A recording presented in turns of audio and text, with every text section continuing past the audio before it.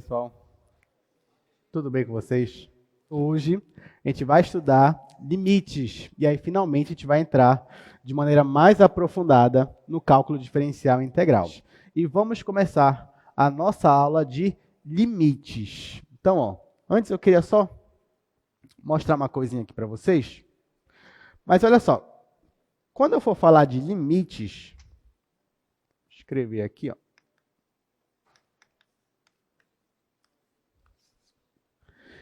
Quando eu falo de limite, eu ainda vou definir o que é um limite, mas eu estou falando de limite de uma função. Por isso que até agora nós tivemos o quê? Umas 4, 5, 6 aulas. E nessas 6 aulas a gente não tinha falado ainda de limite. O que nós falamos? Nós falamos sobre funções.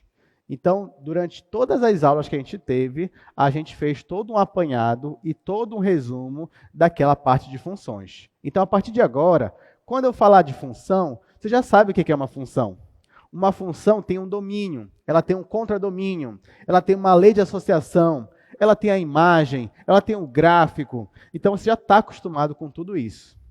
Por que a gente fez essa revisão? Porque em limite, nós vamos usar todos esses conceitos. Todos. Desde o mais simples, o domínio de uma função, né, até principalmente o gráfico da função, enfim, todos eles.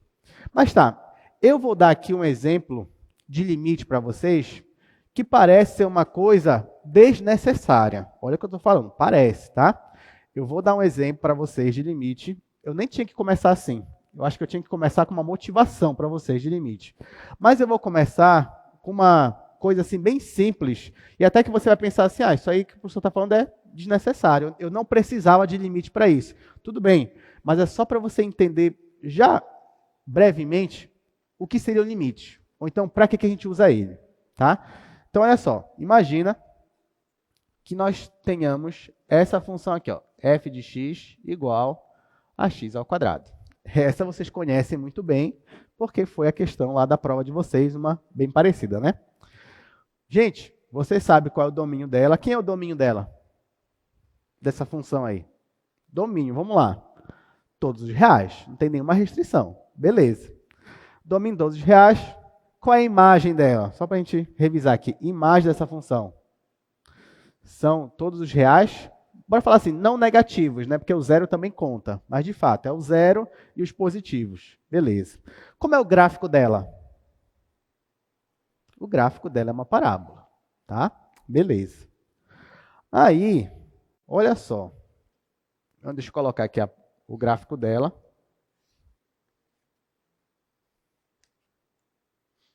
Está aqui a nossa parábola. Gente, eu vou fazer aqui um exercício com vocês. Eu vou escolher, olha só o que eu vou fazer. Eu vou escolher um valor para x. Nesse caso aqui, eu vou escolher um valor para x que esteja no domínio da minha função. Tá? Então, ou seja, quem é o domínio da função, vocês já me responderam, são todos reais. Então, dentre todos os reais, eu vou escolher um valor dos reais, um valor desse domínio, um ponto do domínio. Esse valor que eu vou escolher agora vai ser o zero. Tá? Então, eu vou escolher aqui no meu domínio o valor x igual a zero. Aí, olha só o que eu vou fazer. Eu quero calcular o valor dessa função não no zero, mas para pontos próximos do zero. Então, olha só qual é o meu objetivo agora. Eu escolhi um ponto do meu domínio nesse caso. O ponto que eu escolhi foi o zero. Aí eu vou começar a calcular valores para a função sem ser no zero. Eu vou começar a calcular valores próximos do zero.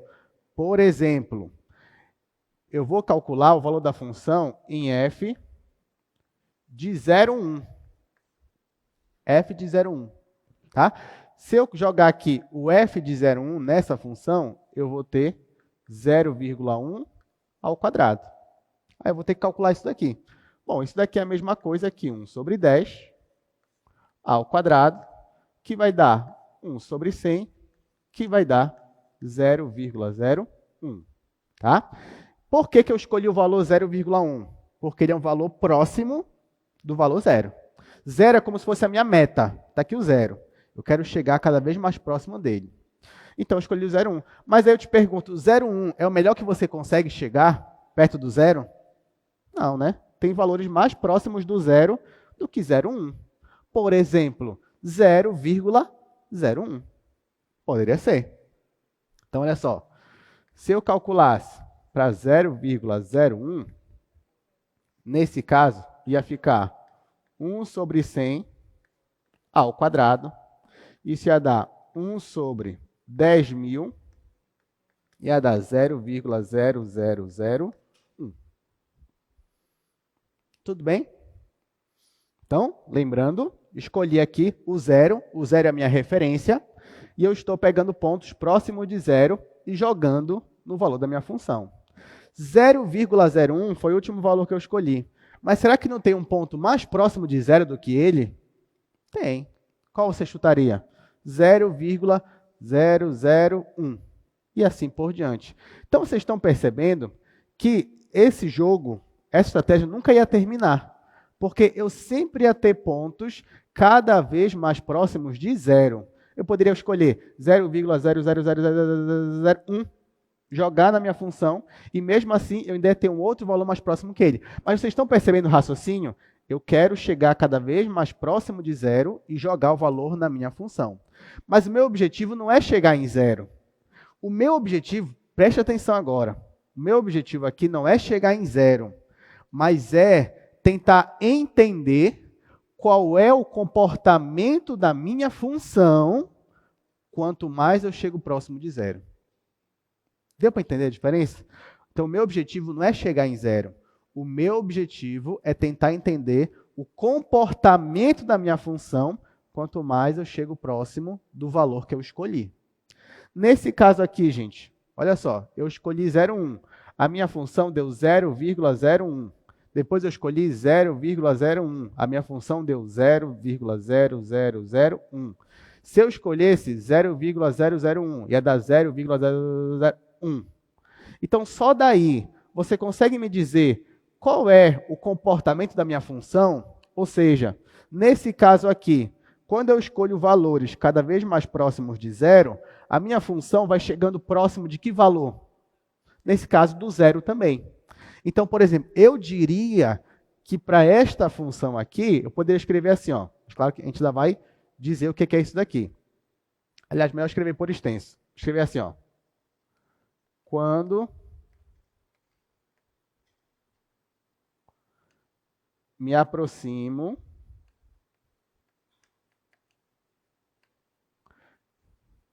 de x igual a zero, a imagem da função se aproxima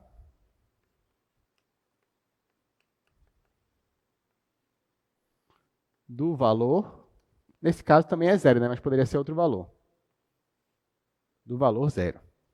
Então, essa é a ideia de limite. Mas aí você vai me perguntar, professor, não era muito mais fácil eu pegar o zero e jogar na minha função aqui?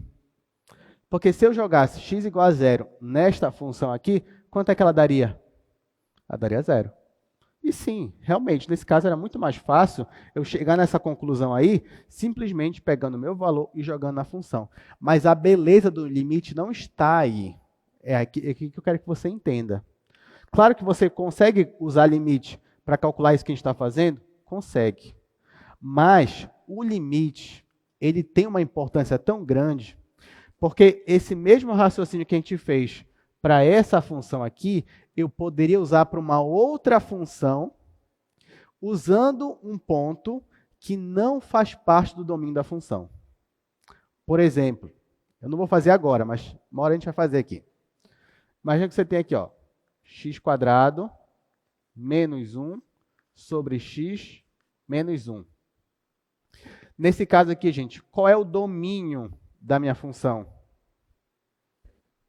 Qual é o domínio agora nessa função aí? Todos os reais? Não, todos os reais menos o quê? Menos 1. O x não pode ser 1. Vocês concordam comigo que o x não pode ser 1? Porque se o x for 1, aqui ia ficar 0. Então, realmente, nesse caso aqui, ó, se eu chamar essa função de f, então, o domínio da minha função são todos os reais menos o valor 1. Então, gente, nesse caso aqui, seria possível eu calcular o f de 1? O que vocês acham? É possível calcular f de 1? Não. Não é possível, porque 1 não faz parte do domínio. Você só pode jogar na função valores que estão no domínio. F de 1 seria uma aberração para a gente. Porque ficaria alguma coisa sobre 0. Tá? Então, não posso, proibido calcular o f de 1. Tudo bem, eu estou proibido de calcular o f de 1. Mas eu poderia calcular, por exemplo, o f de 0,9. O que você acha? Poderia. Se eu jogasse aqui 0,9, ia dar um valor para mim. Eu até te digo qual é o valor. Até sei de cabeça aqui, ó. Calculando isso aqui, ficaria 1,9. Eu poderia... Ah, professor, como é que o senhor sabe? Calma. Só você jogar aqui 0,9 você consegue. Mas tem um outro jeito que eu sei, mas você vai entender depois. Mas, por enquanto, só entenda que eu poderia usar aqui o 0,9 sem problema nenhum. Eu poderia calcular o f de 0,99? Poderia também. Nesse caso, sabe quanto ia dar? Ia dar 1,99. Gente, eu poderia calcular o valor de 0,999? O que você acha? Poderia também. Vocês estão entendendo o que eu estou fazendo aqui? Eu não posso calcular para x igual a 1, mas eu posso calcular para 0,9, 0,99, 0,999. Então, perceba que eu estou me aproximando cada vez mais do valor 1, mas sem chegar no 1, porque eu estou proibido de chegar no 1. Estão entendendo? Então, o limite, ele resolve problemas como esse, onde eu estou proibido de usar o número, mas eu consigo usar números próximos dele. Tão próximos quanto eu queira. Tá? E nesse caso aqui, ó, daria aqui 1,999. Gente, nesse caso, perceba que eu estou me aproximando cada vez mais de 1, usando valores menores que ele. Mas eu também poderia me aproximar de uma outra forma. Eu poderia me aproximar assim, calculando o valor de f de 1,1. Isso aqui eu consigo calcular ali? Consigo. Jogaria na minha função, nesse caso daria 2,1. Poderia calcular usando f de 1,01. Nesse caso, daria 2,01. Poderia usar um número f 1,001. Nesse caso, daria 2,001. Estão entendendo? Então, dos dois modos, eu estou me aproximando do valor 1. Qual é a diferença? A diferença é que aqui eu estou me aproximando usando valores menores que 1. É como se você tivesse aqui, ó. Eu tenho aqui o domínio. O domínio são todos os reais menos o 1. Então, eu vou colocar aqui uma bolinha vazia no 1. Aí, ó, aqui, o que foi que eu fiz? Eu peguei o valor 0,9, 0,99. Então, eu fui pegando valores aqui, ó. 0,9, depois 0,99, 0,999, e eu fui me aproximando do 1 para valores menores. Aqui não. Aqui eu peguei valores maiores que 1 e fui me aproximando dele. Então, eu peguei 1,1, 1,01, 1,001. Dos dois jeitos, eu estou me aproximando ali do meu valor 1, mas sem chegar nele, sem ser igual a ele, porque eu não posso, é proibido. Tá? Nesse caso aqui, gente, eu posso até falar que eu estou me aproximando do 1 pela esquerda dele, porque pela esquerda de um número, eu tenho valores menores que ele. E nesse caso aqui, é como se eu estivesse me aproximando pela direita, ou seja, eu estou pegando valores maiores que o meu valor 1. Até aqui, tudo bem? Então, a gente viu um exemplo que não necessariamente eu precisaria usar limite, e agora eu te mostrei um exemplo que eu precisava usar limite, porque o meu 1 ele não estava definido no meu domínio. Tá bom? Agora eu te pergunto, vocês conseguiram perceber algum comportamento da minha função? Porque assim, ó, eu não posso usar o valor 1 aqui, mas quanto mais eu me aproximo do 1, a minha função, ela se aproxima de qual valor, gente? Vocês conseguiram perceber, usando essas minhas aproximações aqui? Qual é o valor que ela está se aproximando? É o 2. Então, assim, eu não posso usar x igual a 1. Mas, quanto mais próximo eu chego de 1, a minha função, ela chega no valor 2. Tá? Então, usando o raciocínio de limite, para esta função aqui, eu consigo dizer, então, que o valor dela se aproxima de 2. Como seria o gráfico disso? Como seria o gráfico disso? Eu te digo, ó, o gráfico dessa função é isso aqui, ó. O gráfico desta função nada mais é do que uma reta. Está aqui. Só que o meu 1 que está bem aqui, ó, aqui ele aparece uma bolinha vazia, porque ele não faz parte do meu domínio. Mas essa bolinha vazia aqui, se eu fosse ver qual é a projeção dela no eixo y, bem aqui seria 2. Então, esse é o gráfico da minha função. Quando eu me aproximo de 1, a minha imagem ela se aproxima de 2. Alguma pergunta? Alguma dúvida até aqui? Claro que a gente nem formalizou nada ainda, a gente vai formalizar. Vai ficar cada vez mais bonito esse assunto de limite. Mas, por enquanto, a ideia é essa. A ideia é bem simples, mas a gente vai se aprofundar, tá bom? Então tá, vamos aqui para o slide, que eu vou trazer um outro exemplo para vocês, onde nós precisaríamos também usar essas ideias que a gente iniciou aqui no quadro. E para falar disso, eu vou falar então de velocidade instantânea. Essa vai ser a primeira parte da aula.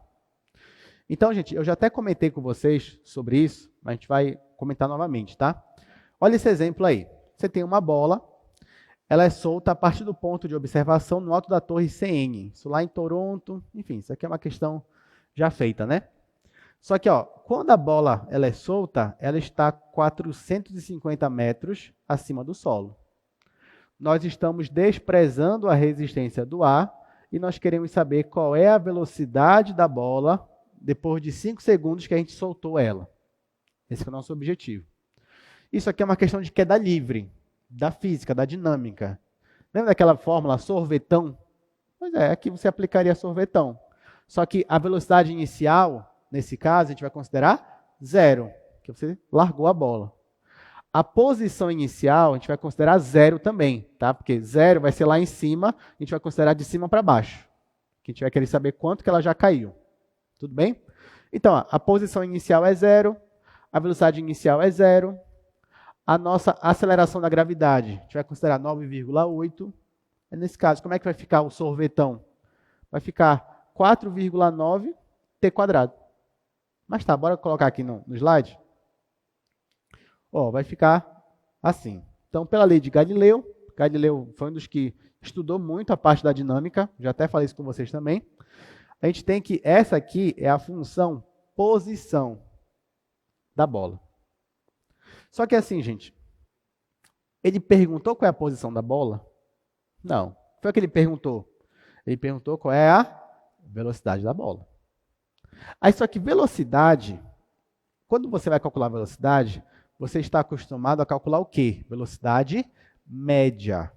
O que é a velocidade média? É a variação do espaço pela variação do tempo. É assim que é.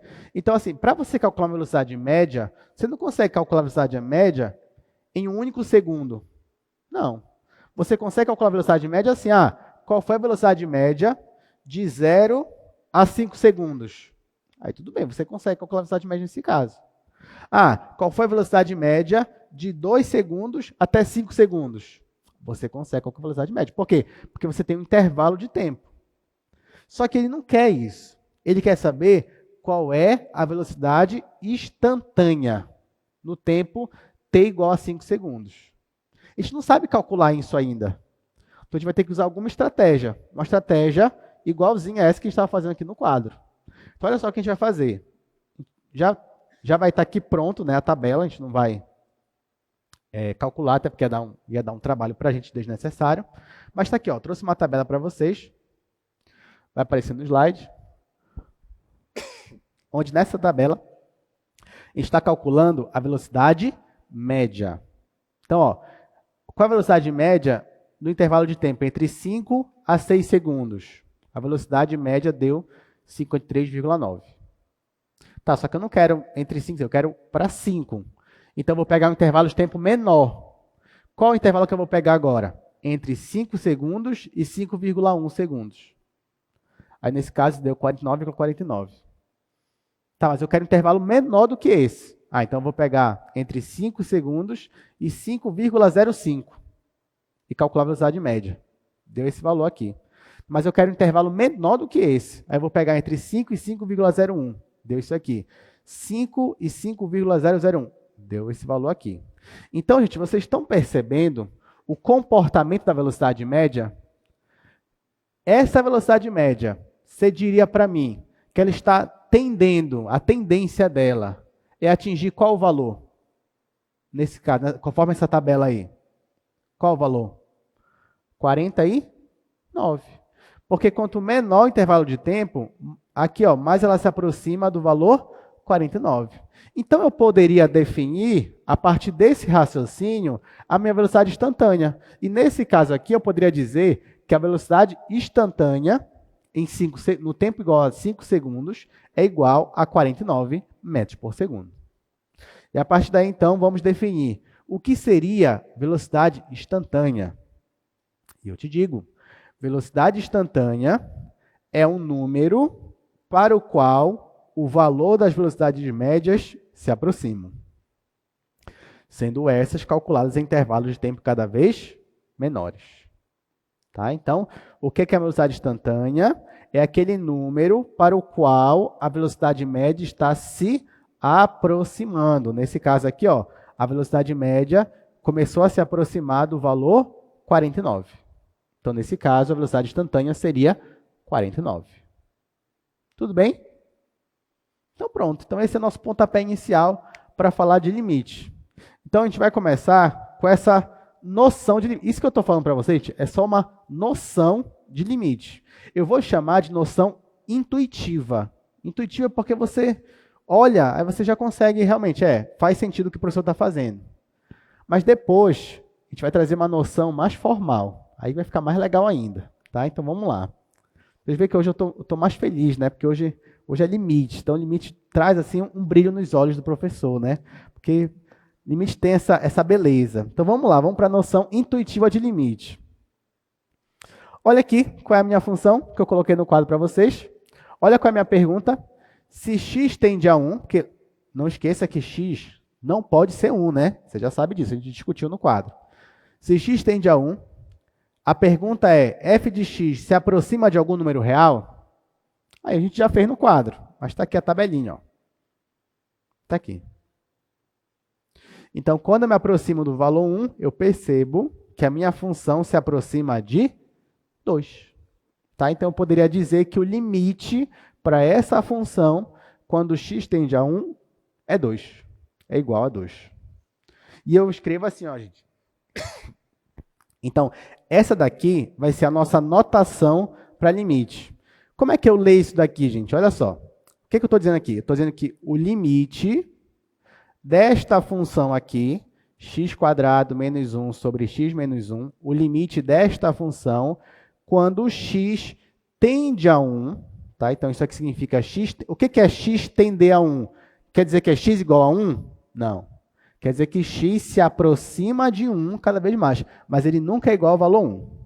Então, o limite desta função, quando x tende a 1, é igual a 2. O limite é igual a 2 nesse caso.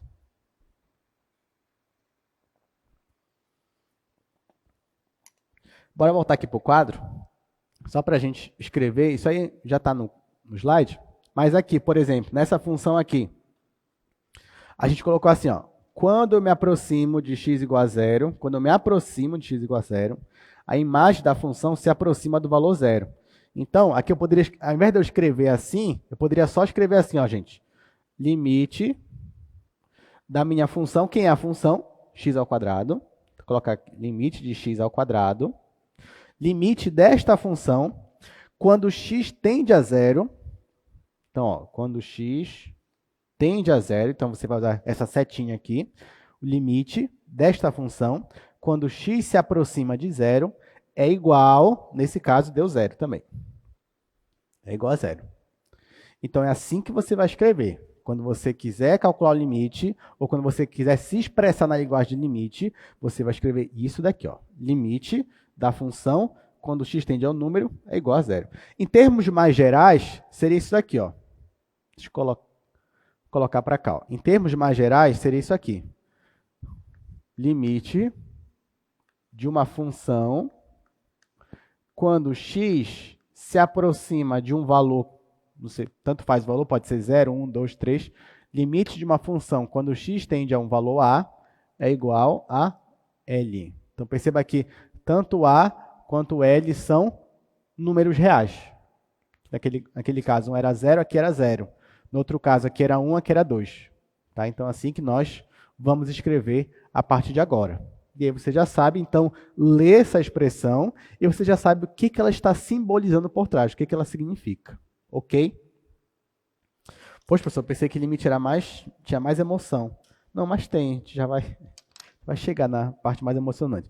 Bora voltar aqui para o slide, que a gente já viu para essa função. E assim, gente, a gente podia fazer esse mesmo raciocínio para várias funções. Por exemplo, isso aqui, ó. Qual o valor do limite desse polinômio aqui quando x tende a 1? Aí o que você ia ter que fazer? Você ia ter que pegar valores cada vez mais próximos de 1 e jogar na sua função. 0,9, 0,99, enfim, não vou fazer porque isso aqui vai dar só um trabalho para a gente. Eu trouxe aqui logo na tabela. Então tá aqui, ó. 0,9, 99, 999 e assim por diante. Ou 1,1, 1,01 e assim por diante. Então, nesse caso, aqui, olhando para as tabelas, esse limite aqui, ele é igual a quanto? Olhando aqui para as tabelas, quanto vale o limite? Vale 2. Então, eu escrevo isso aqui, ó. Limite da minha função, quando x tende a 1, é igual a 2. Até aqui, tudo bem? Bom, até agora, eu acho que o que vocês diriam assim, professor, tudo bem, gostei, legal. Assim, só que tem um problema. Limite é chato, né? Porque eu vou ter que ficar fazendo essas tabelas, tipo, eu vou ter que ficar calculando essas coisas aqui, tá, para valores cada vez menores, cada vez mais quebrados. Isso vai dar muito trabalho para mim. Não, mas limite não é isso, gente. Isso aqui é só você entender o raciocínio por trás. Mas na hora que você for calcular o limite, você não vai fazer isso desse jeito aqui, não. Tá? Você vai fazer de outras formas. Ok. Então, está aqui, ó, nossa definição de limite. Então, nós vamos escrever assim, ó, limite de uma função, ó, aqui, ó, dizemos o limite de f de x quando x tende a p é igual a L. Foi o que eu já escrevi no quadro para vocês, só que usando o A.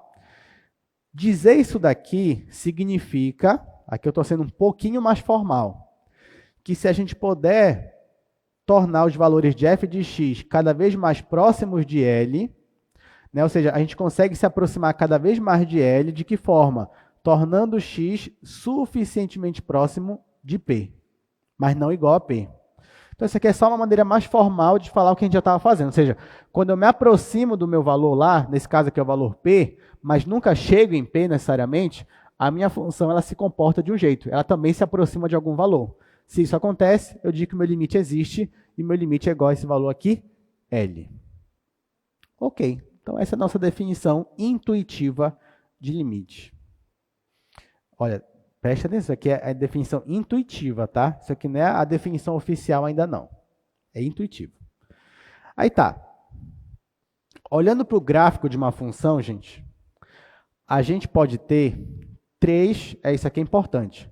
A gente pode ter 3 situações diferentes, pelo menos 3 situações diferentes. Na primeira situação, olha só, vamos tentar juntos aqui interpretar esse gráfico aqui, que eu mostrei para vocês. Olha só, aqui no meu domínio, eu vou escolher um ponto para analisar. Esse ponto, eu vou chamar de ponto P. Está aqui o ponto P, ó. Você já localizou ele, está bem aqui. Aí eu vou te perguntar uma coisa agora. Olhando só para esse gráfico aqui, esse ponto P, ele faz parte do domínio da minha função? Sim ou não? Nesse caso, porque faz parte. Sim, faz parte. Por que você sabe que ele faz parte? Porque pelo gráfico, né, tá aqui, ó, é uma bolinha preenchida aqui em cima, né? Então, sim, o meu ponto P faz parte. Aí, gente, quando eu me aproximo de P, ou pela direita ou pela esquerda, aqui, ó, no gráfico da minha função, na imagem da minha função, eu estou me aproximando desse valor aqui. Vocês concordam comigo?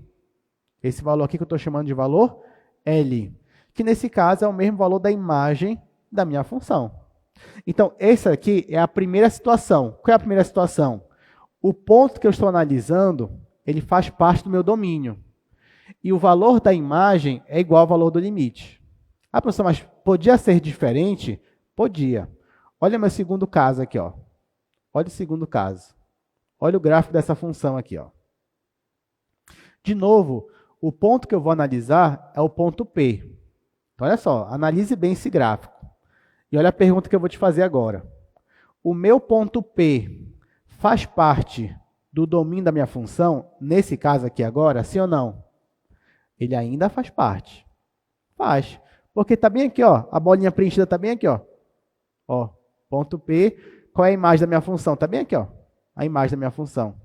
Então, sim, o meu ponto P, ele ainda faz parte do domínio da minha função. Mas agora eu te pergunto, nesse segundo caso, o limite da minha função é igual ao valor da imagem? Ou seja, quando eu me aproximo do ponto P, aqui na minha imagem, eu me aproximo desse valor L aqui, ó. Não é verdade?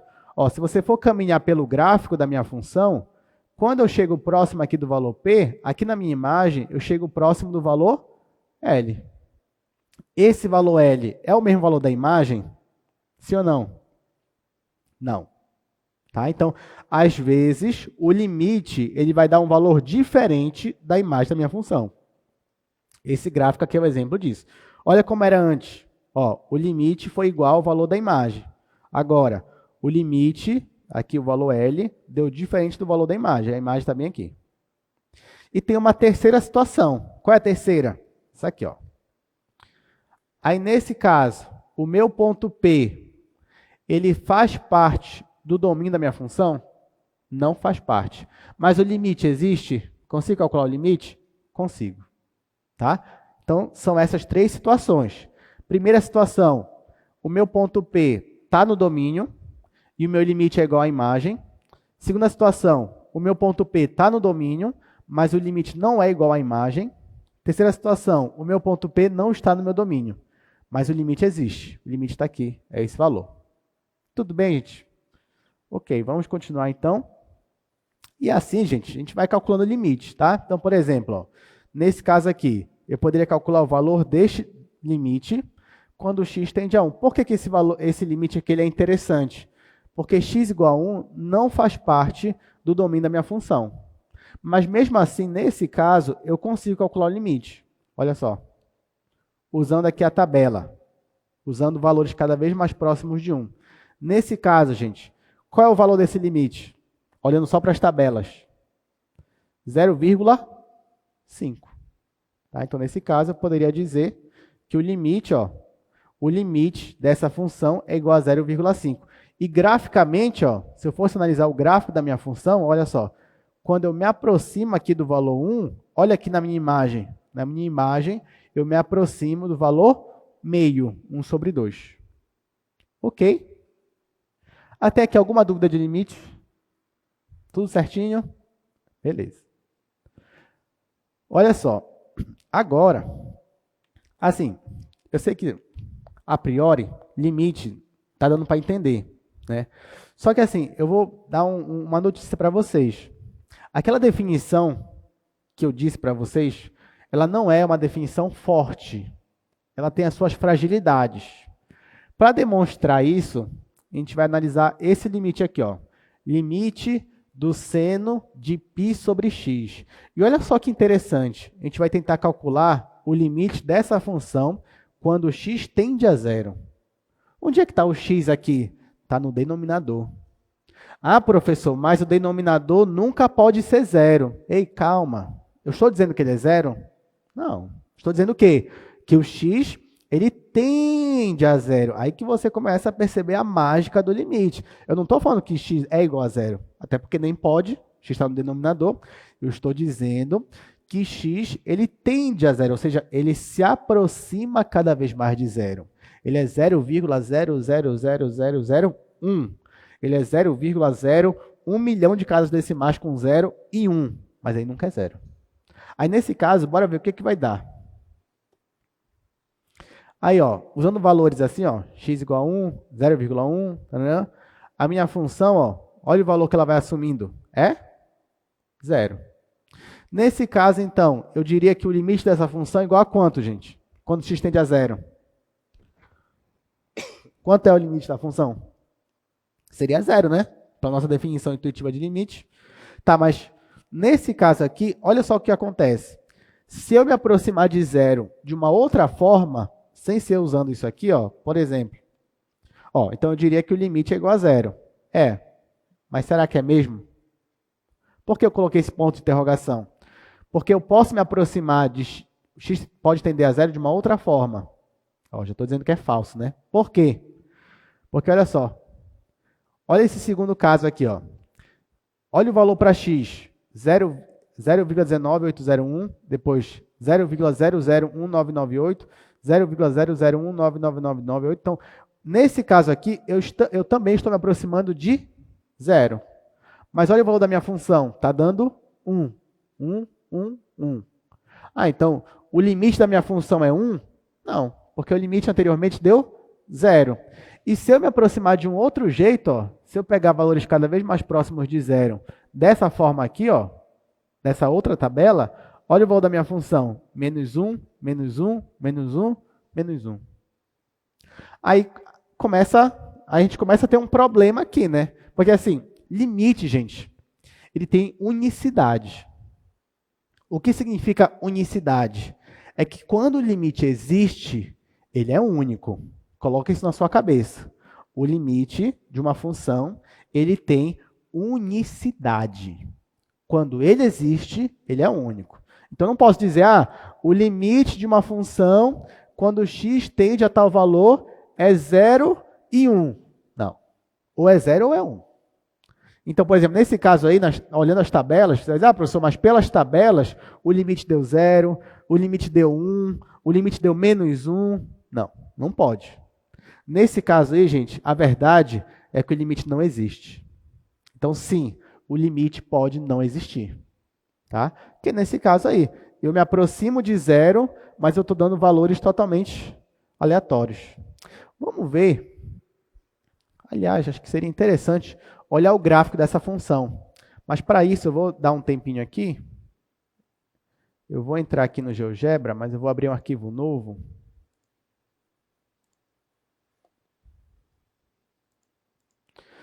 Vou colocar aqui no GeoGebra, gente, a função, eu vou colocar aqui seno de π sobre x, né? Que era a função que a gente estava analisando. Olha aqui o gráfico da minha função, essa que a gente estava analisando. Quando eu me aproximo de 0, qual é a imagem da minha função? Está vendo o que está acontecendo? A função é como se ela estivesse assim, dando um bug. Porque ela vai tendo vários valores ao mesmo tempo. Ó, tanto que se eu me aproximar cada vez mais, ela não vai me dizer qual é o valor. Perceba que é como se o meu limite ele estivesse oscilando entre menos 1 e 1. Ele pode assumir qualquer valor entre menos 1 e 1. Ele pode ser 0, pode ser 1, pode ser 0,75. Então, ó, essa situação que vocês estão vendo aqui é um bug. Isso daqui mostra para a gente que o limite, nesse caso, ele não existe. Tudo bem? Interessante, né? As coisas estão ficando cada vez mais interessantes agora em limite. Não é agora só jogar tabela. E vai ficar mais interessante ainda, porque você acabou de perceber que o nosso método de calcular limite, que era usando aquelas tabelas, falhou. Ele falhou. Porque se eu fosse usar as tabelas, eu ia chegar numa conclusão errada, uma conclusão falsa. Porque eu ia dizer ou que o limite é 0, ou que o limite é 1, ou que é menos 1. Só que na realidade não é nenhum desses. O limite não existe.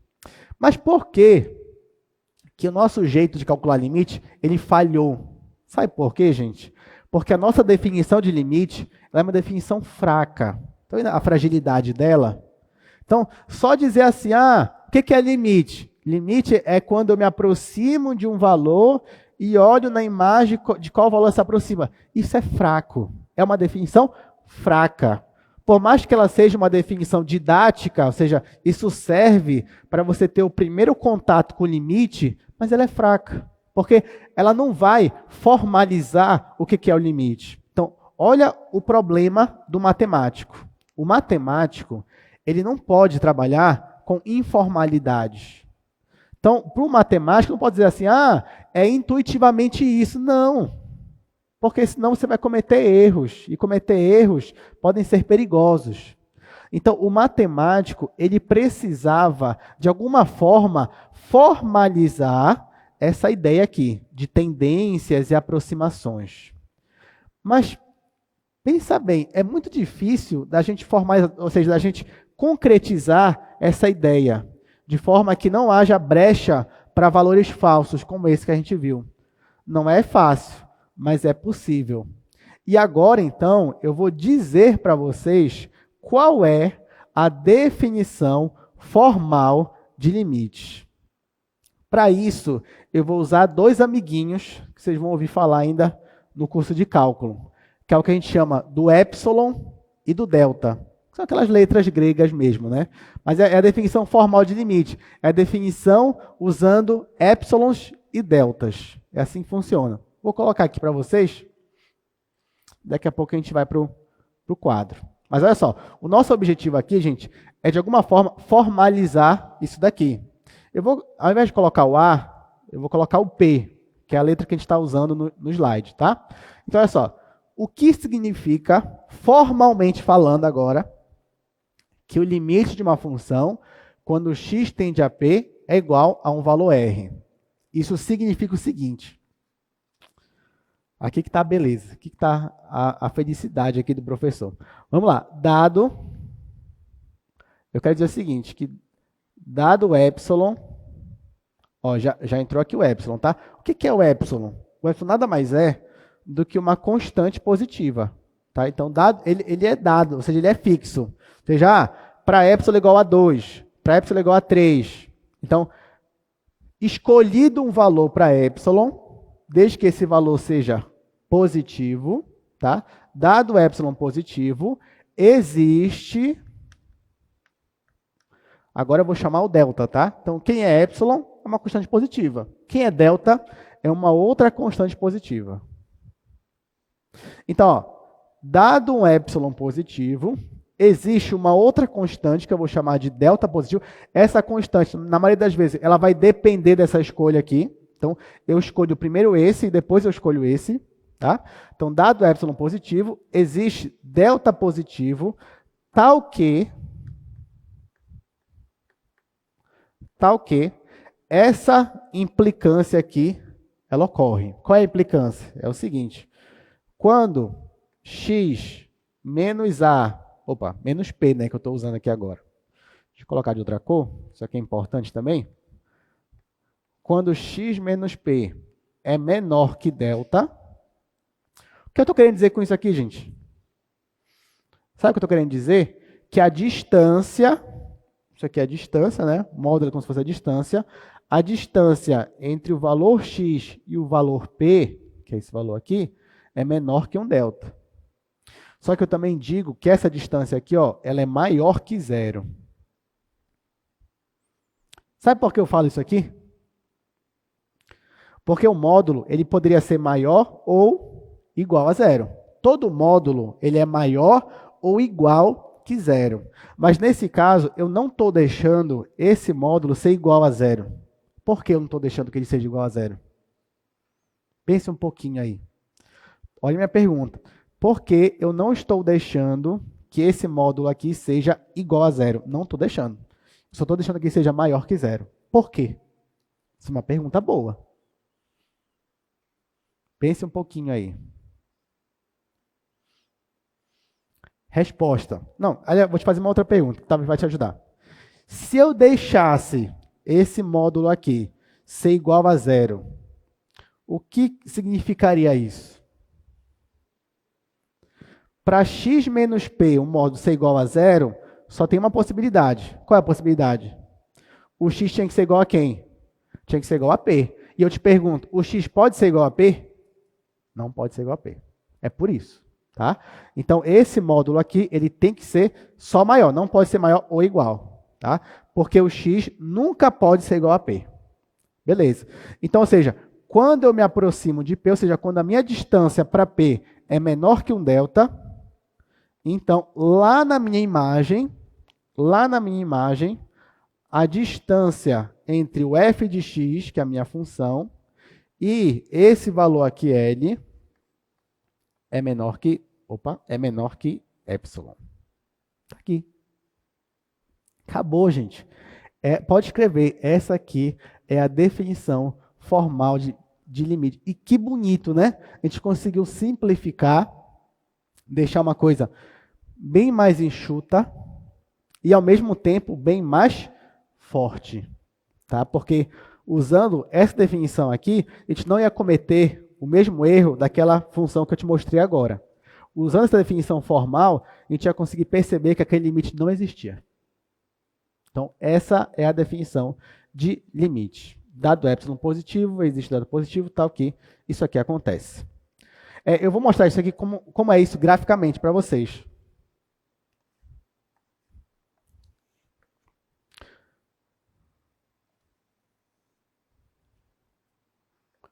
Vou escolher aqui um ponto. Esse P pode fazer parte do domínio ou não.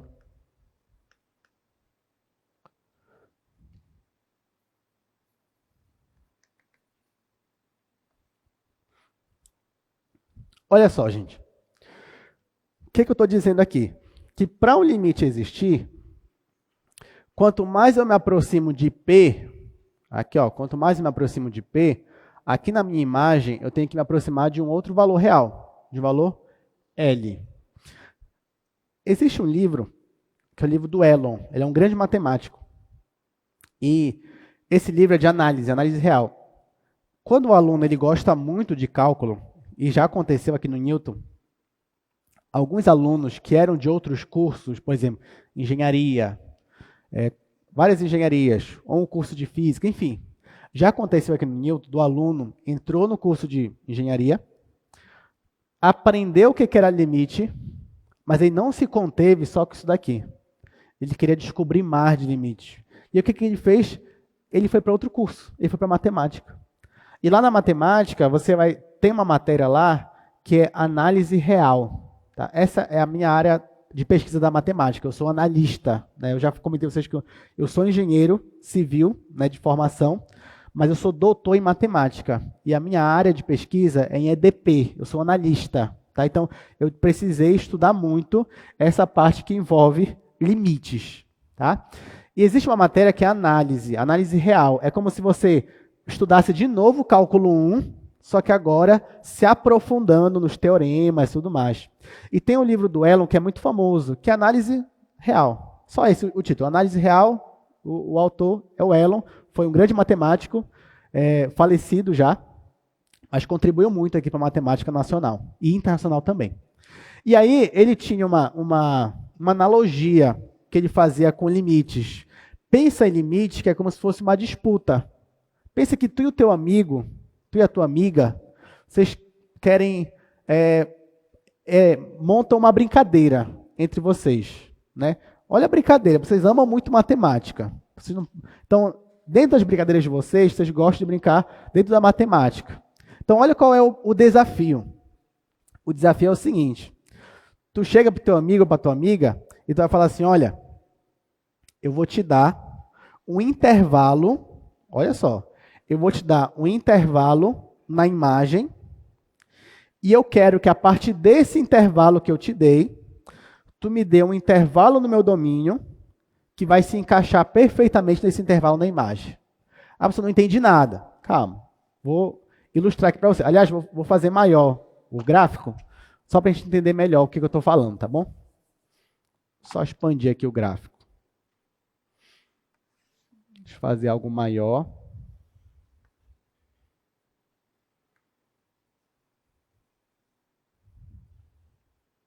escolher aqui um ponto qualquer. Pode ser esse. Escolher esse aqui.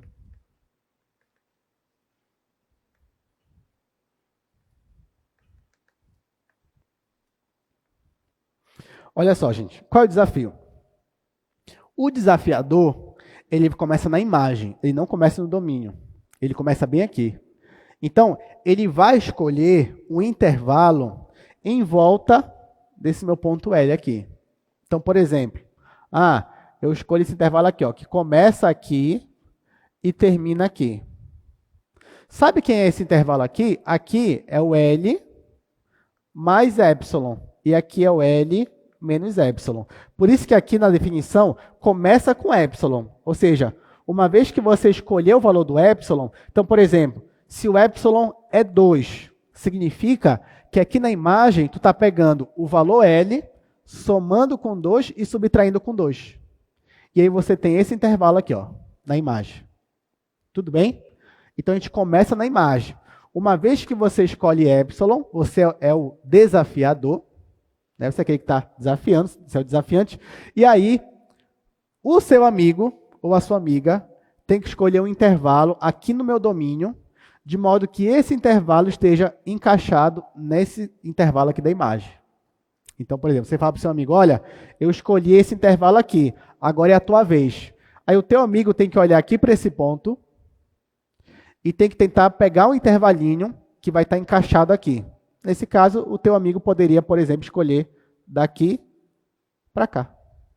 Então, quem é esse ponto aqui? É o P menos delta. E quem é esse ponto aqui? É o P mais delta. Então, ó, o epsilon entrou aqui e o delta entrou aqui. O epsilon e o delta, eles não precisam ter o mesmo valor.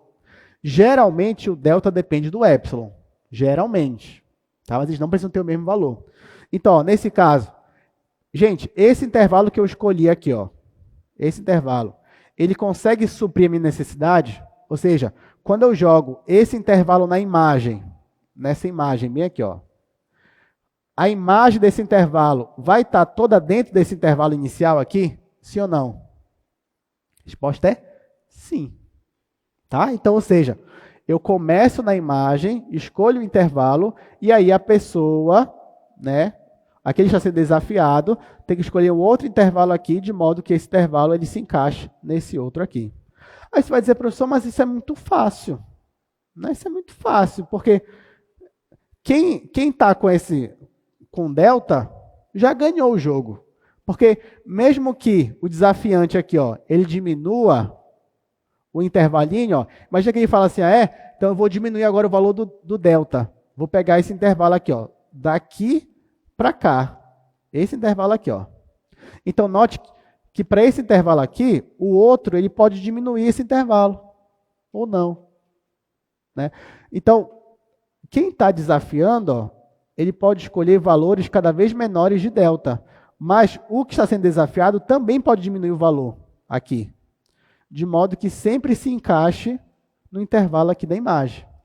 Ora, se o desafiante percebe que não importa o valor do epsilon, sempre vai ter um delta escolhido, que isso aqui aconteça, então o limite existe. Tá? E aí você percebe que para qualquer valor de delta na imagem, ou melhor, de epsilon, sempre vai ter um delta que vai encaixar ali o valor na imagem. Isso é limite, agora de uma forma mais geométrica. Aí você vai dizer, professor, mas nesse caso, então o limite sempre vai existir. Não. Quer ver? Ó? Vou te mostrar aqui.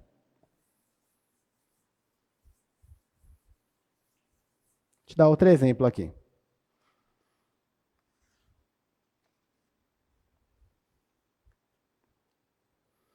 Olha essa função aqui agora.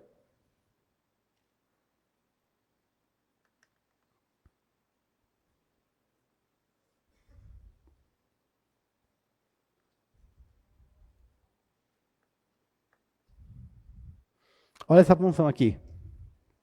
Bora dizer que o meu L está bem aqui. Ó. Eu queria provar que o limite fosse L.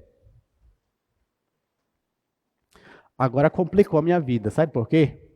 Porque, por exemplo, ó, se eu escolher um valor para epsilon pequeno, imagina que eu escolhi epsilon igual a meio. Então, meu intervalo ia aparecer bem aqui. Ó. Bem aqui. Agora, gente, bora vir aqui para o meu domínio. Por menor que fosse o delta, né? Olha só, que interessante. Por menor que fosse o delta, imagina que eu pegasse um delta aqui, 0,01. Bem aqui, ó. 0,01. Olha, esse intervalinho bem aqui. Mesmo assim, quando eu fosse projetar esse intervalo, a imagem dele aqui, o lado direito dele ia vir para cá. Mas o lado esquerdo dele, ó, ia bater aqui e vir para cá.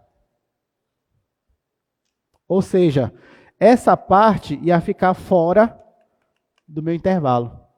Então, nesse caso aqui, o limite ele não existe. Não é possível.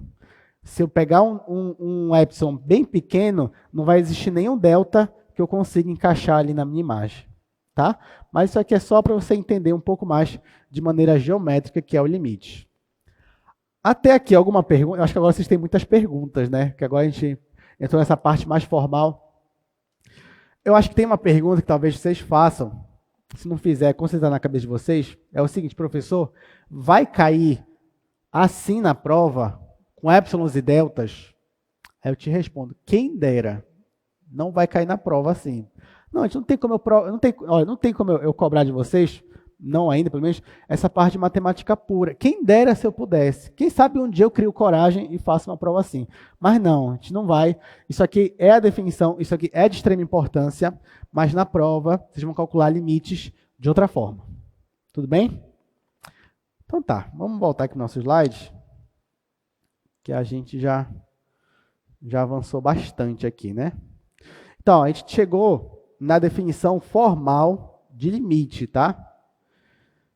Então, a nossa definição formal de limite, ela envolve épsilons e deltas. Então, está aqui.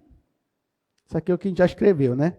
Se para todo épsilon positivo existe um delta positivo, tal que essa desigualdade implica nessa outra desigualdade.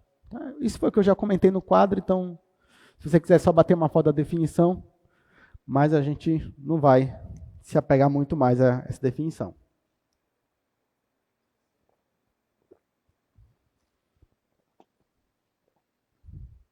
Aí aqui, gente, ó, isso aqui é para falar da questão geométrica, que eu já comentei com vocês também.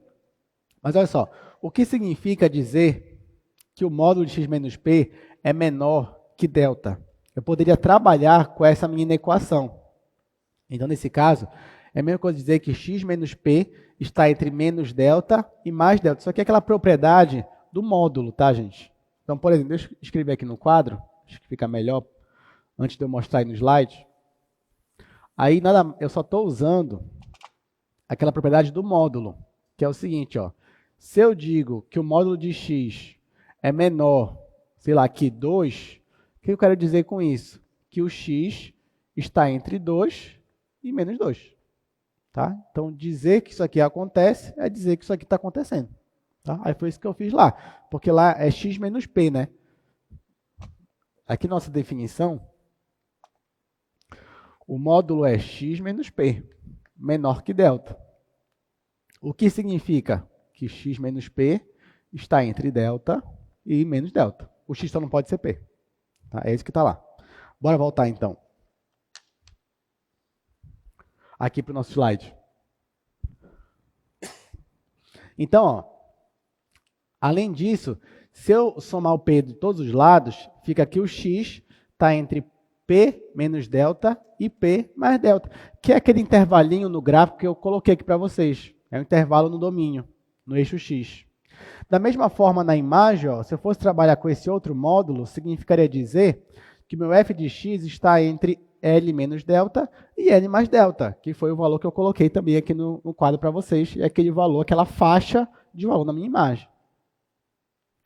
Então, vamos lá. Eu posso dizer também que esse limite aqui, ó, limite de f de x, quando x tende a p igual a L, significa que para todo epsilon positivo, podemos encontrar um delta positivo, tal que, se o x está nesse intervalo aqui, então a imagem está nesse outro intervalo.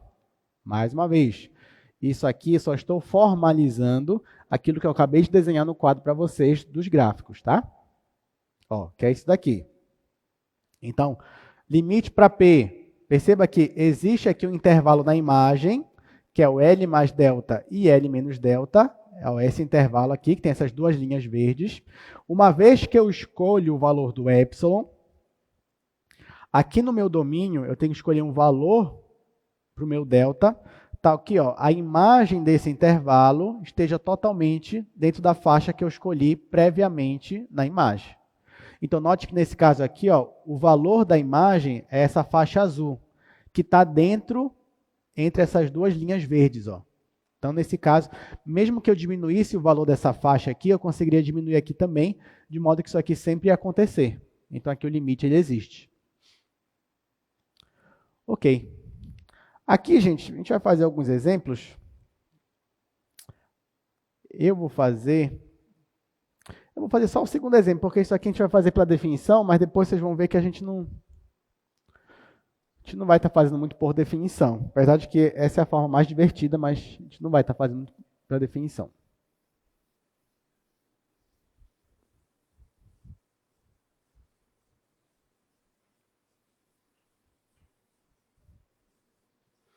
Olha só. Eu vou fazer só o segundo, tá?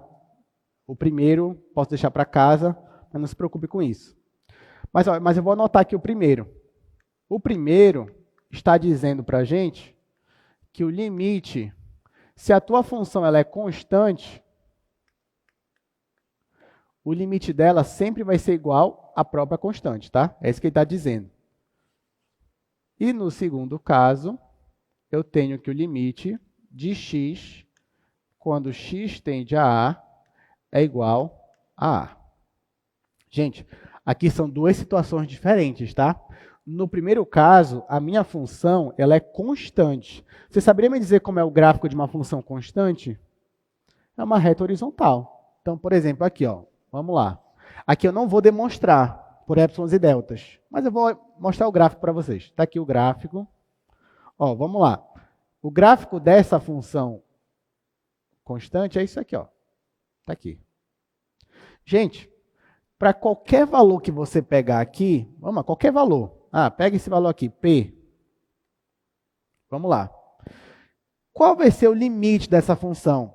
O limite dessa função sempre vai ser a própria constante. Por quê, gente?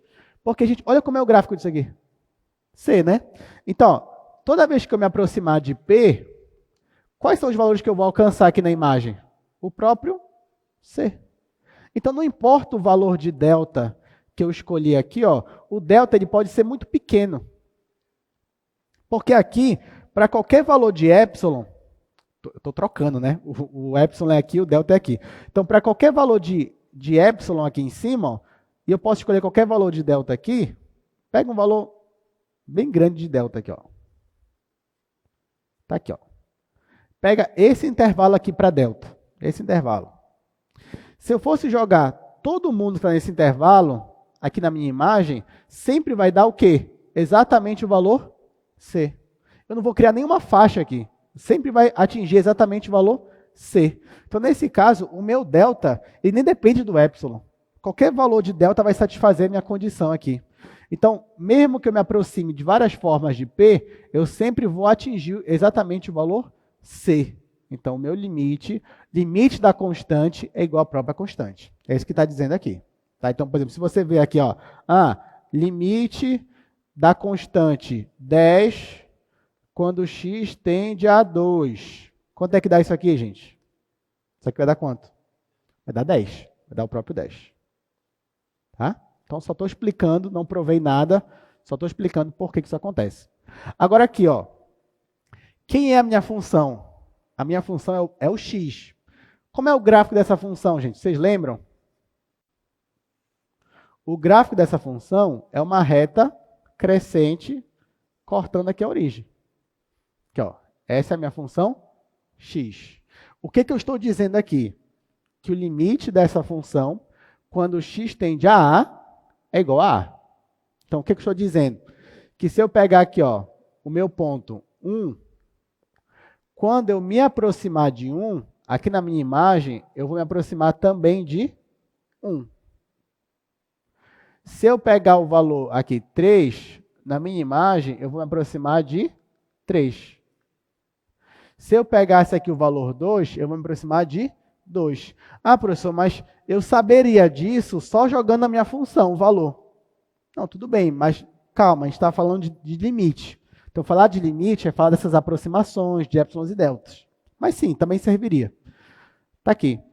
Então, eu quero provar para vocês que o limite de x, quando x tende a A, é igual a A. Mas isso eu vou usar a definição. Então, vamos lá. Dado epsilon positivo, se você está me desafiando e você escolhe um delta aqui, um epsilon positivo, se você escolher o epsilon igual a 10, o epsilon igual a 100, o epsilon igual a 2, nesse caso aqui, qual vai ser a minha estratégia? Eu vou sempre escolher, ó, dado epsilon positivo, tome delta igual a epsilon. Então, se tu é o desafiante e tu escolhe epsilon igual a 2, eu vou escolher delta igual a 2. Se tu escolher epsilon igual a 1, eu vou escolher delta igual a 1. Se tu escolher epsilon igual a meio, eu vou escolher epsilon igual a delta igual a meio. Eu sempre vou escolher o mesmo valor que você escolher. Tá? Isso é válido. Por que eu faço isso? Pois, se, nesse caso aqui, ó, x menos A for menor que delta e maior que zero, isso significa, ó, isso implica, nesse caso aqui, gente, o x é igual a f de x, tá? Porque a minha função é essa aqui, ó, f de x igual a x. Então, no lugar do x, vou até fazer aqui embaixo, ó, no lugar do x, eu poderia escrever simplesmente f de x. Aí ficaria f de x menos a menor, e o delta, eu disse que ele era igual a epsilon. Então, no lugar do delta, eu colocaria epsilon. Então, facilmente, a partir dessa na equação, eu cheguei nessa. Uma vez que eu consigo, a partir dessa na equação, chegar nessa, eu consigo terminar e confirmar o meu limite. Então, eu acabei de confirmar que o limite de x, quando x tende a A, é igual a A. Agora que você sabe disso, então, ó, toda vez que você for calcular limite de x quando x tende a 5, isso aqui dá quanto, gente? Limite de x quando x tende a 5? Vai dar 5, tá? Conforme essa propriedade aí, ó. Agora, limite de x quando x tende a 8. Isso aqui vai dar quanto? 8. Tudo bem? Então, isso é uma coisa que a gente vai poder usar a partir de agora. Isso aqui é só um exemplo. Vou deixar aí. Aí tá. Então, resumindo. Primeira coisa. A gente aprendeu o que era limite. Só que a nossa definição de limite é uma definição intuitiva. Ela tinha suas fragilidades. Nessa definição que a gente tinha antes, a gente calculava limite como? Usando as tabelas. Só que a gente percebeu que usar as tabelas nem sempre vai resolver. Então, a gente abandonou essa definição e abraçou uma definição mais formal, usando épsilons e deltas. A partir do momento que a gente tem essa definição, que é uma definição mais forte, agora a gente consegue calcular qualquer limite ou provar que o limite não existe. Só que tem um problema. Eu não sei se acho que já devo perceber, né? Que calcular limite usando essa forma aqui não é fácil. Dependendo da função que tu for escolher, isso aqui vai te dar um trabalho absurdo. Então, assim, é difícil mesmo, é trabalhoso calcular limite usando a minha definição de épsilons e deltas. Ou seja, é assim que a gente vai calcular aqui no nosso curso? Não. Nós vamos calcular limites usando algumas propriedades, alguns teoremas, que são ferramentas que vão nos ajudar a calcular limite de uma forma muito mais rápida. Tudo bem, gente? Então tá, vamos voltar para cá. Por exemplo, essas duas aqui, ó, que você viu no slide, a gente já pode usar. Então, por exemplo, agora que você for calcular limite da função x, você não vai mais usar épsilons e deltas, que nem eu fiz ali no quadro. Não, você já sabe que aqui, se o A é 2, o resultado vai ser 2. Se o A é 5, o resultado vai ser 5, e assim por diante. Então, você não precisa mais usar a definição. Você já sabe, por essas duas propriedades aqui, quanto é o valor desses dois limites. Tanto o limite da constante, quanto o limite de x. Tudo bem, gente? Então, tá. Além disso, nós vamos ver outras propriedades que também vão nos ajudar para calcular limite. Tá? Então, por exemplo, limite da soma. Se você tem duas funções, ó, você vai calcular o limite da soma das funções. Isso é igual à soma dos limites. Isso é importante, gente. Pode anotar, pode perceber, pode chamar atenção aí. Então, o limite da soma é a soma dos limites. Claro que se isso vale para a soma, isso vale para a subtração, né? Porque a subtração ela é uma soma também. Beleza. Tá aqui, ó, já coloquei. Se vale para a soma, vale para a subtração, obviamente. Agora aqui, ó, limite de uma constante vezes a função. Isso é igual a constante vezes o limite da função. Tá? Então, você poderia tirar a constante ali da minha função. Tudo bem? Outra propriedade. Limite do produto é o produto dos limites. Mais uma. Essa aqui é bem legal. Limite do quociente é o quociente dos limites. Desde que o limite do denominador seja diferente de zero. Tá? Porque se ele for zero, não quer dizer que o limite não existe. Só quer dizer que você não pode aplicar essa propriedade. Tudo bem? Então, essa propriedade de você jogar limite em cima e jogar limite embaixo, ela só é válida se o de baixo for diferente de zero. Isso aí é muito importante também para vocês, tá? Ok, então, sabendo disso, bora resolver aqui alguns limites.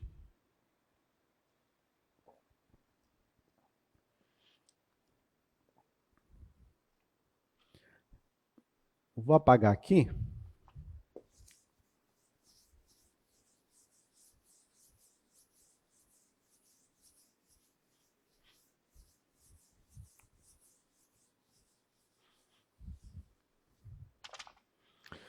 Então, aqui, ó, no primeiro exemplo, eu tenho limite de x² quando x tende a p. E no segundo exemplo, eu tenho limite de menos 3x² mais 2x mais 10 quando x tende a 2.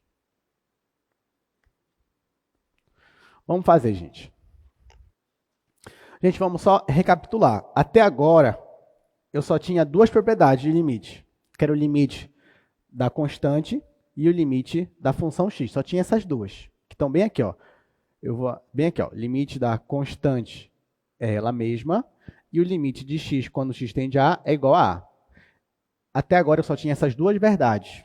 Com as propriedades, limite da soma, do produto, eu consigo calcular outros limites. Por exemplo, eu consigo calcular aqui, ó, limite de x mais 2, quando x tende a 5.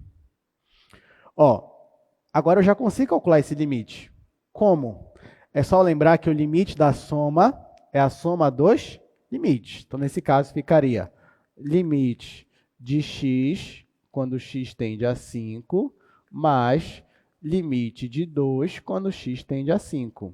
Opa, esse primeiro limite aqui é o limite de x. Eu já sei quanto é. Quanto é o limite de x quando x tende a 5? É 5. Então, aqui, ó, coloco 5. E aqui é o limite da constante. Quem é o limite da constante? É ela mesma. Nesse caso, a constante é 2. Então, 5 mais 2 igual a 7. Ou seja, eu acabei de calcular esse limite aqui, usando a propriedade do limite da soma. Ok? Gente, com certeza, alguém deve estar se perguntando, professor, eu percebi que se aqui, desde o início, eu jogasse aqui 5 aqui para x, 5 mais 2 também ia dar 7. Ou seja, mas quando você joga o x igual a 5 aqui, vamos dizer que isso aqui é uma função, né? F de x. Quando você me disse que você pegou o x, aqui o 5, e jogou no valor do x, o que você está fazendo é calculando o f de 5. Sim ou não? Sim, você não está calculando o limite, você está calculando o f de 5, porque você assumiu que o x é igual a 5. Então, nesse caso, se eu calculasse o f de 5, de fato, ia dar o mesmo valor, 7. Mas aqui eu não estou calculando necessariamente o limite, eu estou calculando o valor da imagem. Tudo bem? Então, sim, muitas vezes, calcular o limite vai ser igual a calcular o valor da imagem, desde que você entenda o que você está fazendo. Tudo bem? Mas a gente vai chegar nessa parte, não se preocupe, a gente vai chegar. Mas tá, vou apagar aqui que a gente vai resolver os exemplos que ele deu aqui para a gente.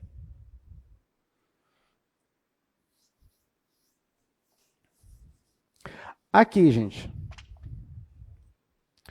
Olha, eu quero calcular agora o limite para x ao quadrado. Como é que eu faço? É só eu lembrar que x ao quadrado é a mesma coisa que x vezes x. Ou seja, isso aqui é um produto. E eu já sei pela propriedade que o limite do produto é o produto dos limites. Então, vai ficar limite de x, quando x tende a p, vezes limite de x, quando x tende a p. Opa, esse limite aqui eu sei calcular. Esse aqui vai dar quanto, gente? Vai dar p. E aqui também. Então, vai ficar p vezes p é igual a p quadrado. Olha que legal. Então, agora, olha que eu descobri que o limite da função x ao quadrado, quando x tende a p, é p ao quadrado. Então, agora, a partir de agora, se eu querer calcular limite de x ao quadrado, que nem a gente fez lá no início da aula, quando x tende a zero, quem vai ser isso aqui? Zero ao quadrado, que é igual a zero. Aí, agora, eu já sei também que o limite de x quadrado, quando x tende a 3, isso aqui vai ser 3 ao quadrado, que é igual a 9. Aí você vai dizer, professor, mas é a mesma coisa que eu jogar o zero aqui, ou que eu jogar o 3 aqui. Sim, é a mesma coisa. É a mesma coisa que calcular a imagem da função. Mas nem sempre vai ser igual, gente. É por isso que eu quero que vocês tenham calma ainda, antes de sair jogando o x no valor da minha função. Tá bom? Então, por enquanto, para calcular limite, a gente está usando propriedades. Então, nesse caso aqui, por essa propriedade do x ao quadrado, a gente descobriu que sim, que eu posso só substituir por p ao quadrado. Tá? Agora, bora para cá. Essa aqui.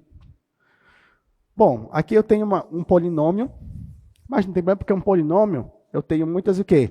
Soma, subtração, produto. Então, eu vou usar isso. Ó. Aqui eu vou separar em vários limites.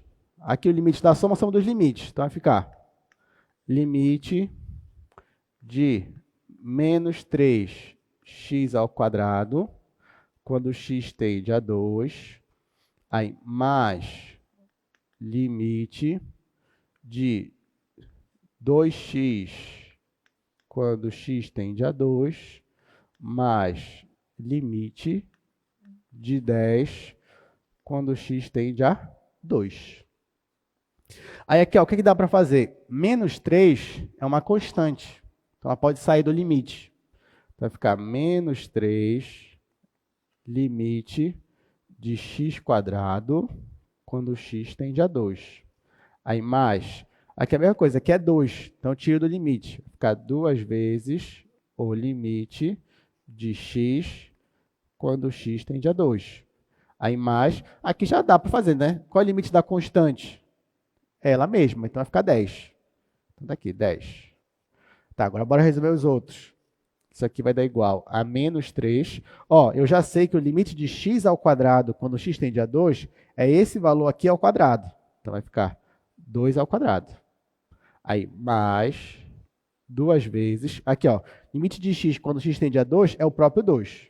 Então, vezes 2 mais 10. Agora é só fazer essa conta. Aqui eu tenho 10 mais 4, que é 14. Aqui eu tenho 2 ao quadrado, 4 vezes 3 é 12, só que é negativo. 14 menos 12, isso aqui vai dar 2. Então, ó, acabamos de calcular o limite deste polinômio e deu 2. Então, com isso, você percebe que agora a gente consegue calcular o limite de qualquer polinômio, usando o quê? As propriedades da soma, da subtração, do produto. E aí você consegue chegar no valor final. Então, a gente começou a ficar fácil de novo o limite? Começou, né? Usando propriedade, começou a ficar fácil. Mas daqui a pouco a gente vai dificultar um pouquinho mais, assim a gente vai indo. Vai dificultando, depois... Porque essa que é a ideia, a gente traz uma dificuldade, aí o aluno pensa, nossa, é muito difícil. Não, mas aqui eu te trago agora uma ferramenta. Aí com essa ferramenta, aquilo que era difícil ficou fácil. E cálculo é isso. A gente vai se deparando com desafios e vai aprendendo ferramentas para tornar esse desafio fácil. Essa que é a ideia do cálculo. Tá? Então, por isso que agora começou a ficar fácil de novo calcular limites. Bom, vamos lá, vamos continuar. Vamos calcular aqui mais alguns exemplos. Então, tá aí, ó. Tem o de cima, tem o de baixo. Vamos lá. Esses daí são bem legais.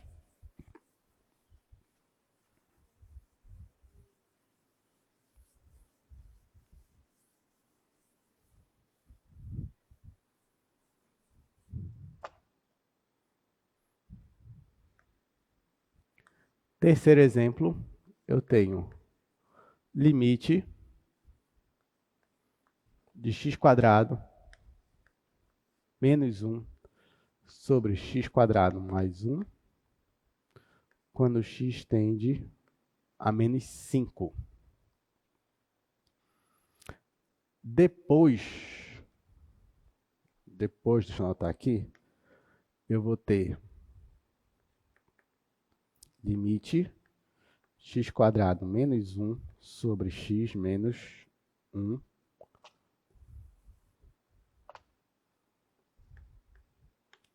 x² menos 1 sobre x menos 1, quando x tende a 1. Bora lá. Bom, a priori, nós não vamos ter dificuldades também para resolver esses limites, porque nós já aprendemos que o limite do quociente é o quociente dos limites, desde que o denominador não seja zero. Né? Então, aqui, nesse caso, ó, eu tenho um quociente, tenho uma fração, eu posso aplicar logo direto. Vai ficar o limite do de cima, que é x² menos 1, quando x tende a menos 5, dividido pelo limite de x² mais 1, quando x tende a menos 5. Bom, então eu tinha um quociente, joguei o limite em cima, joguei o limite embaixo. Agora, para cada um desses aqui, ó, vai ficar limite da subtração e subtração dos limites. Limite da soma e soma dos limites. Então, em cima, eu vou ter limite de x² quando x tende a menos 5, aí menos limite de 1 quando x tende a menos 5. Embaixo eu vou ter limite de x² quando x tende a menos 5, mais limite de 1 quando x tende a menos 5. Aí tá, gente, ó. Como aqui é x², eu já sei que quando eu aplico o limite do x², aqui com x tendendo a um número, vai ficar esse número ao quadrado. Então, vai ficar menos 5² menos, e aqui é o limite da constante, então ela é a mesma. Então, menos 1 dividido, aqui é a mesma coisa, ó.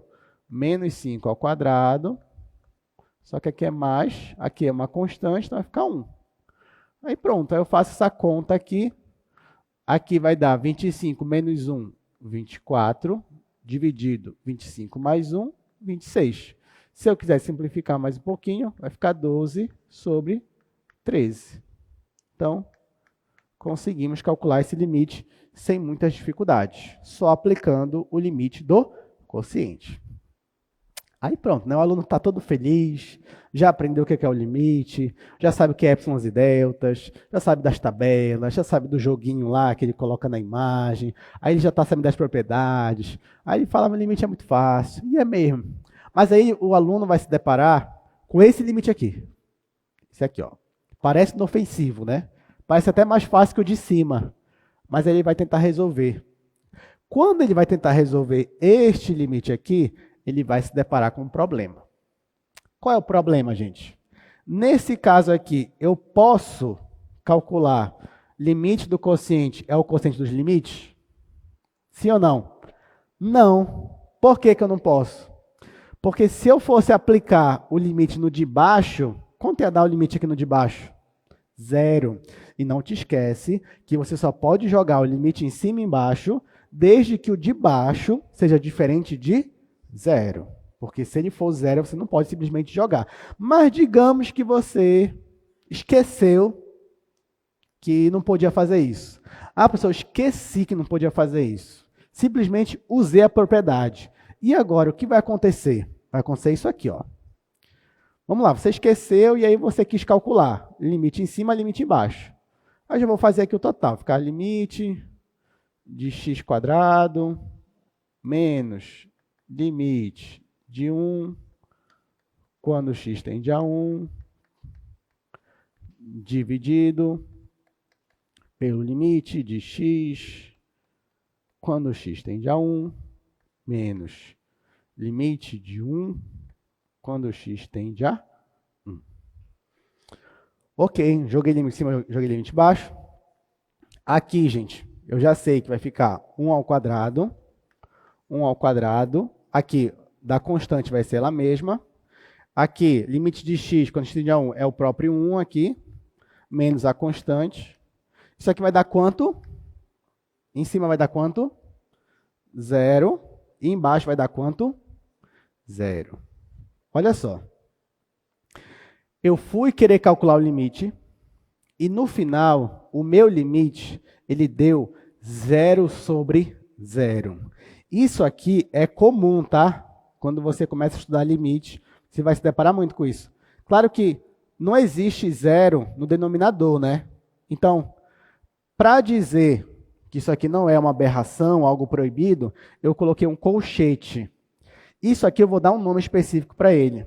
Eu vou chamar isso aqui de indeterminação. Tá? Indeterminação. Isso aqui é uma indeterminação. Ah, professor, o que quer dizer que deu uma indeterminação? Quer dizer que o limite não existe? Não, não quer dizer isso. Quando você acha uma indeterminação do tipo 0 sobre 0, significa simplesmente que você ainda não sabe qual é o valor do limite. Pode ser que ele exista, pode ser que ele não exista, mas ainda está indeterminado, você não sabe ainda. Tá? E por que deu 0 sobre 0? Porque você usou uma propriedade indevida, não é verdade? Porque você poderia jogar limite em cima, limite embaixo? Não poderia. Tá? Então, muitas vezes, vai aparecer uma indeterminação do tipo 0 sobre 0. Isso significa que você provavelmente usou algo que você não deveria usar, mas não tem problema. Isso significa, volte para o início e refaça de outro jeito, para ver se você realmente consegue descobrir se o limite existe ou não. Porque esse caminho que você escolheu não serviu. Tá bom, gente? Então, 0 sobre 0 não quer dizer que o limite não existe. Só quer dizer que você ainda não sabe. Essa que é a verdade. Tá? Agora, só um parêntese aqui. Digamos que no final... Deixa eu escrever aqui, né? Isso aqui é uma indeterminação.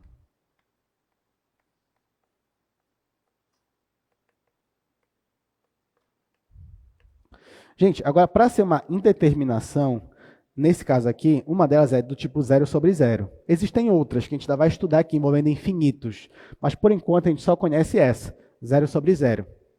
Agora, assim, não é a mesma coisa que, por exemplo, você calculou um limite lá, usou a propriedade aqui dos quocientes, e no final deu 0 sobre 2. Aí você fala, indeterminação. Não, gente. Quanto dá isso aqui? 0, né? Ó, então, se de repente você calculou o limite, deu 0 sobre algum valor que não é 0, isso aqui não é determinação. Isso aqui dá 0, gente. O numerador ele pode ser 0. Quem não pode ser é o denominador.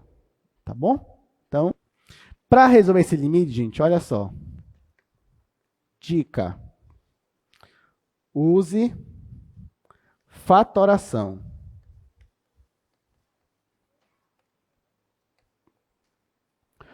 Ou melhor, outra dica, né? Que é a mesma coisa aqui.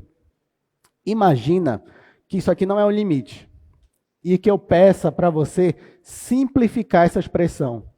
Você consegue fazer, porque a gente já fez aqui em sala, tá?